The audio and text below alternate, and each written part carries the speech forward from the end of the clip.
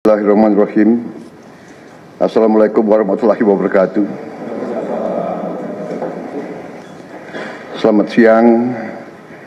Salam sejahtera bagi kita sekalian. Shalom, Om Swastiastu, Namo Buddhaya, salam kebajikan, Rahayu-Rahayu.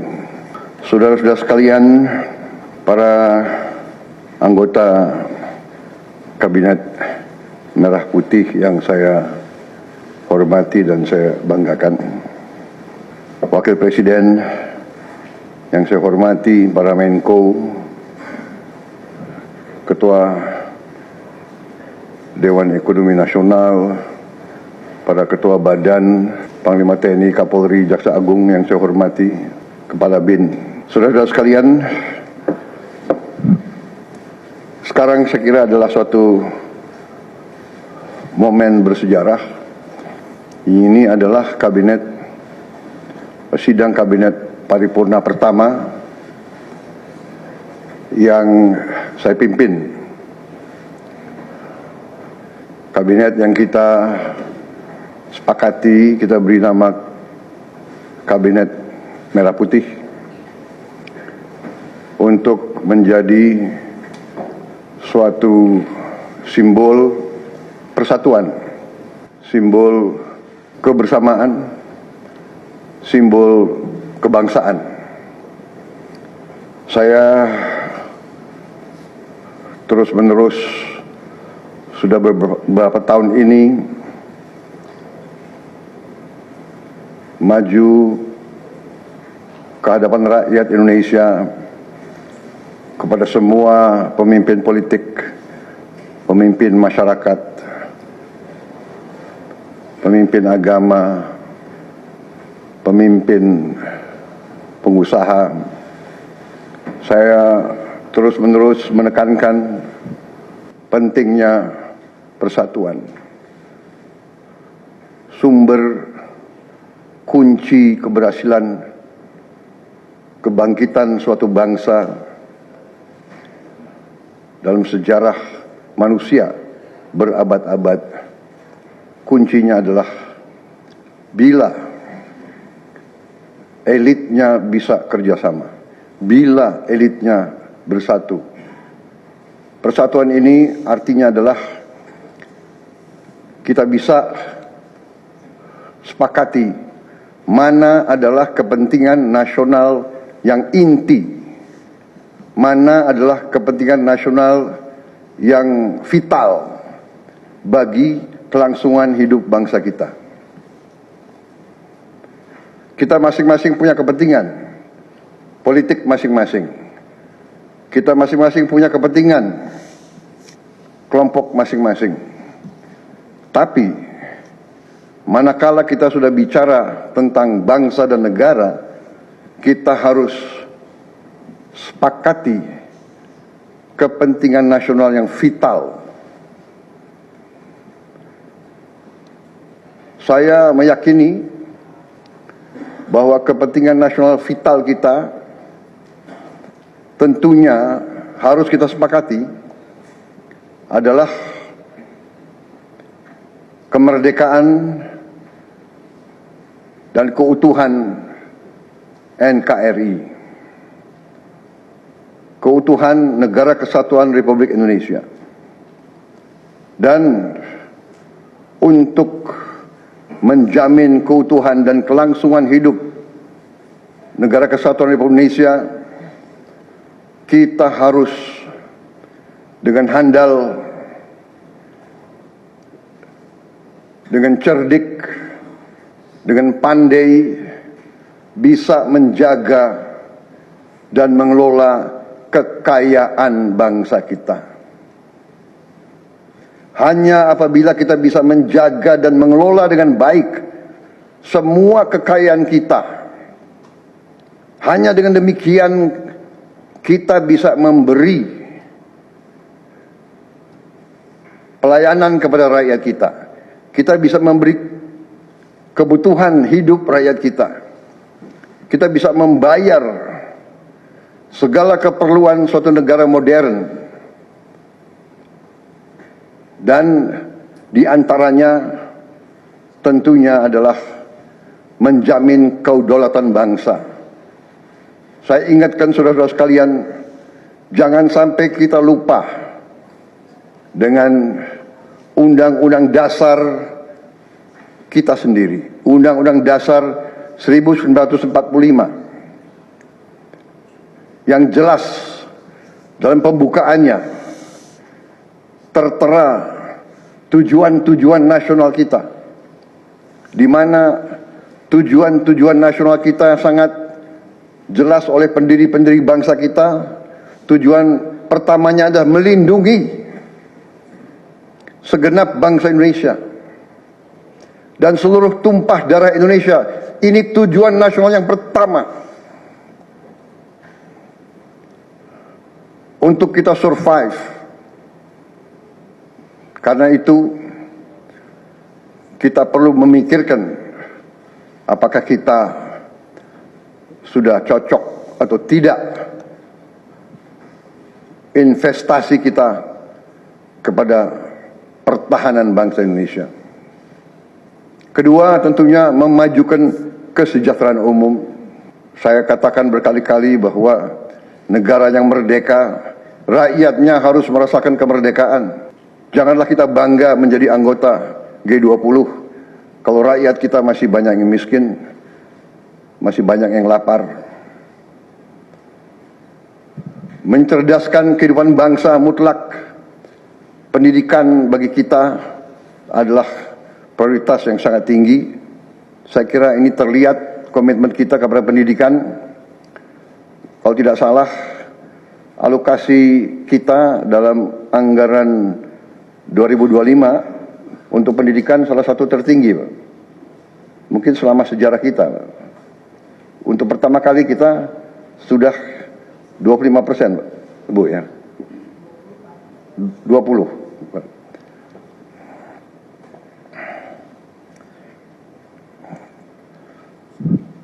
Jadi masalah pendidikan sangat utama. Ya tentunya tujuan nasional keempat kita juga hadir dalam pergolakan ataupun interaksi dunia, di mana kita harus selalu membela kemerdekaan bangsa-bangsa. Dan karena itu, mau tidak mau Indonesia harus kuat. Saudara-saudara sekalian, dalam hal ini semua, ada beberapa penekanan dari saya. Saya paham bahwa kita baru dilantik, saya saja baru 3 hari. Saudara-saudara baru 2 hari dilantik.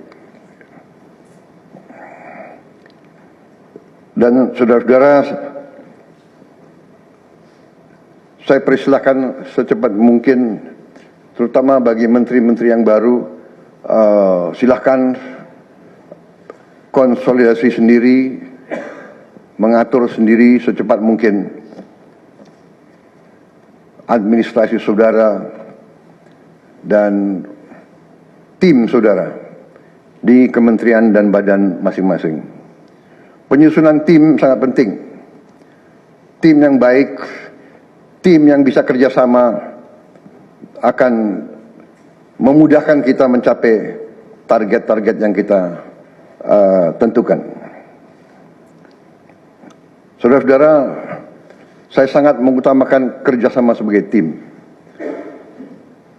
Untuk itu, dalam waktu dekat, saya akan mengajak saudara-saudara ke Magelang, di mana kita akan melaksanakan beberapa hari menambah pembekalan. Kemudian kita akan adakan koordinasi di tempat di Magelang, Jawa Tengah, di kawasan Akademi Militer. Hal itu saya nilai akan membawa banyak manfaat, karena sesungguhnya lahirnya Republik kita memang proklamasi di Jakarta, tetapi ujian proklamasi berada di daerah-daerah di mana pejuang-pejuang kita melaksanakan perebutan kemerdekaan secara fisik. Dan daerah Magelang merupakan suatu sentra perlawanan kita terhadap penjajah. Mulai ratusan tahun dikenal sebagai daerah perjuangannya Pangeran Diponegoro di antara 5 gunung. Itu saya kira cukup membawa suatu aura tradisi keberanian, tradisi heroisme, tradisi cinta tanah air. Saudara-saudara sekalian, jumlah anggota kabinet kita sebanyak 48 menteri. Juga ada badan-badan yang sangat strategis. Ini memang lebih banyak dari pemerintah sebelumnya. Jumlah ini saya sadari memang bisa dianggap tergolong besar.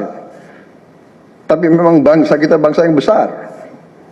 Kita tidak dapat pungkiri bahwa kita negara keempat terbesar di dunia dari jumlah penduduk. Dari luas wilayah, kita luasnya sama dengan Eropa Barat. Di mana Eropa itu terdiri dari 27 negara. Kita satu negara. Mengelola Eropa itu membutuhkan 27 menteri keuangan, 27 menteri pertahanan, 27 menteri dalam negeri. Saudara-saudara, kita seluas Eropa. Saudara-saudara sekalian, kita juga memilih sistem politik demokratis. Kalau kita negara otoriter, mungkin kita cukup menjalankan semua dengan jumlah penduduk yang sedikit. Jadi saudara-saudara, ini tidak masalah. Yang penting kita bekerja dengan efisien. Yang penting kita tidak bekerja dengan seenaknya. Saya minta Menteri Keuangan, saya minta semua Menko, saya minta semua menteri telusuri lagi alokasi APBN. Pelajari lagi DIPA, pelajari lagi. Saya minta detail. Kegiatan-kegiatan yang terlalu seremonial, terlalu banyak seminar, terlalu banyak sarasehan, terlalu banyak konferensi, terlalu banyak perjalanan luar negeri, mohon dikurangi. Kita harus memberi contoh. Fokus kita adalah pembangunan ekonomi, kesejahteraan rakyat ke dalam. Jangan mengada-ada. Studi banding belajar pramuka ke negara lain, ya. Saya minta efisien. Saudara-saudara, kalau saudara perhatikan dalam pemerintahan yang saya bentuk, saya perkuat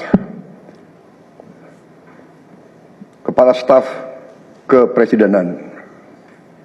Saya perkuat itu, saya ada tambah lagi Badan Pengendalian Pembangunan dan Investigasi Khusus. Tugas mereka adalah memonitor semua program, semua proyek yang kita akan lancarkan. Saya juga membentuk suatu badan baru, Badan Percepatan Pengentasan Kemiskinan. Badan ini akan mempelajari, akan mengikuti semua program-program perlindungan sosial, semua program-program bantuan ke bagian golongan rakyat yang masih perlu bantuan, intervensi. Bukan saya ingin mencampuri pekerjaannya kementerian-kementerian, tidak. Tapi saya ingin membantu. Di mana ada bottleneck, di mana ada kesulitan, segera kita atasi. Marilah kita jujur mengakui bahwa birokrasi di kita sangat terkenal. Sangat terkenal ribetnya, sangat terkenal lambatnya. Bahkan ada pembicaraan oleh rakyat kita bahwa birokrasi pemerintah kita sering mempersulit, bukan mempermudah keperluan rakyat. Bahkan ada yang mengatakan kalau bisa dibikin sulit, kenapa dibikin mudah? Ya, ini saya minta menteri-menteri sekarang, mari kita lebih berani, mari kita lebih tidak ragu-ragu untuk memberi pelayanan yang terbaik kepada rakyat kita. Jangan ragu-ragu kalau saudara tidak puas dengan pejabat-pejabat di bawah Anda, laporkan, segera kita ganti. Begitu banyak orang yang mau mengabdi. Tidak ada orang di sini yang kebal, yang tidak patuh, tidak bekerja keras untuk bangsa dan negara dan rakyat. Saudara saya beri wewenang, copot segera. Suruh tinggal di rumah aja, daripada bikin susah kita. Saudara-saudara sekalian, saya kira dalam waktu dekat saudara-saudara akan segera menyiapkan program kerja saudara masing-masing. Saya beri kesempatan segera, dan sewaktu-waktu terus saya akan panggil koordinasi. Tadi pagi sebelum sidang kabinet saya sudah koordinasi sama beberapa menteri, dengan Jaksa Agung, dengan BPKP, dan besok pun kita akan lanjutkan. Ada beberapa pengarahan dari saya, Menteri Bappenas, pastikan semua program dan kegiatan di semua kementerian lembaga mempunyai kontribusi yang signifikan, terukur, dan saling bersinergi.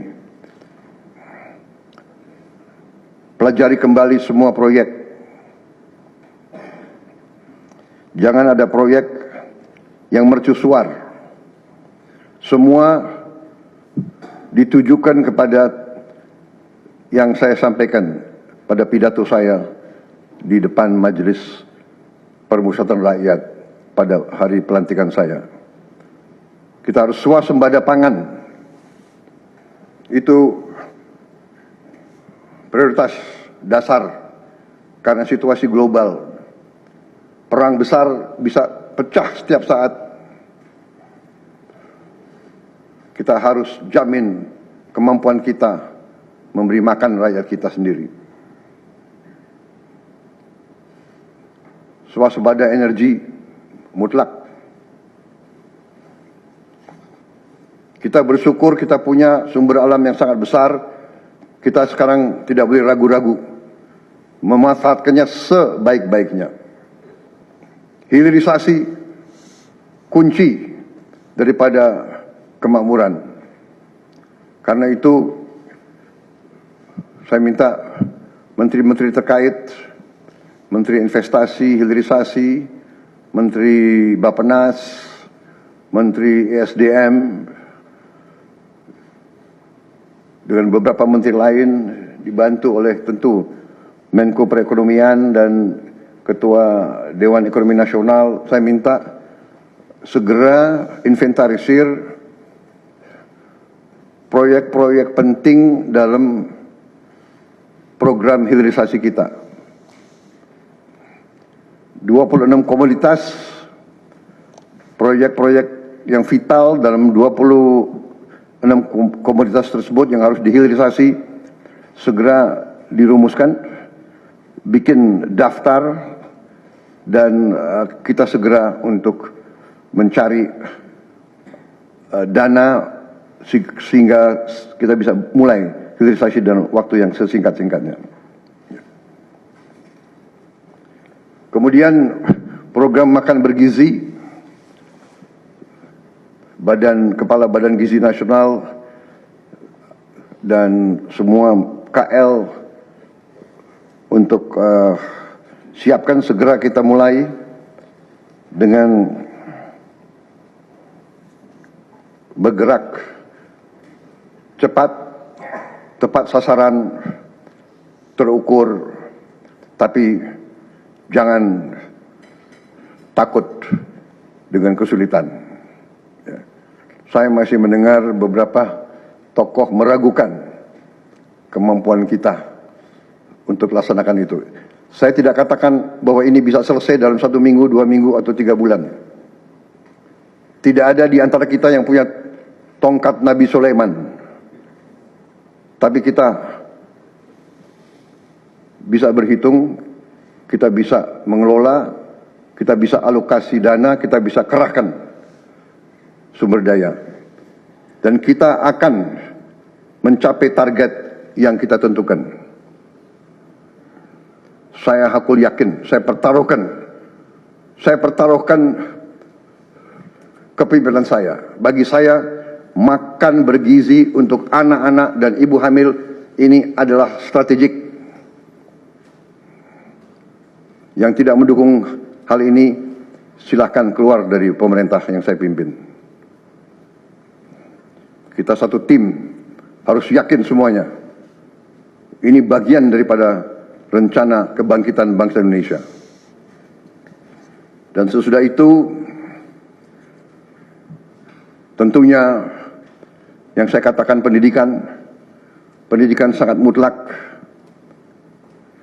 Saya sudah panggil Menteri Pendidikan Tinggi, Sains dan Teknologi, dan Menteri Pendidikan Dasar Menengah.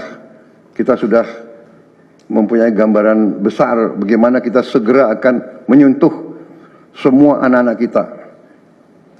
Kita akan gunakan teknologi untuk mempercepat membawa pendidikan kepada anak-anak kita. Dan ini sesudah itu tentunya kesehatan juga penting.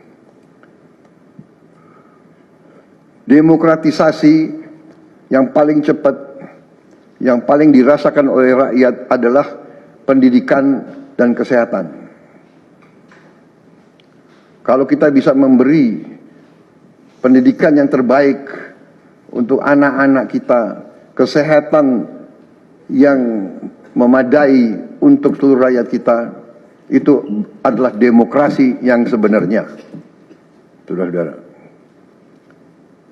Menteri Kesehatan teruskan reformasi kesehatan, atasi kekurangan dokter dan tenaga kesehatan. Kita punya program khusus, nanti kita bahas tersendiri. Ini semua harus ditopang oleh pertahanan yang kuat, penegakan hukum yang tidak ragu-ragu. Saya minta Jaksa Agung, Kapolri, BPKP, Badan Intelijen Negara fokus ancaman yang berat bagi kita, judi online, narkoba, penyelundupan, penyelewengan, korupsi, kebocoran. Hanya dengan penegakan hukum yang tegas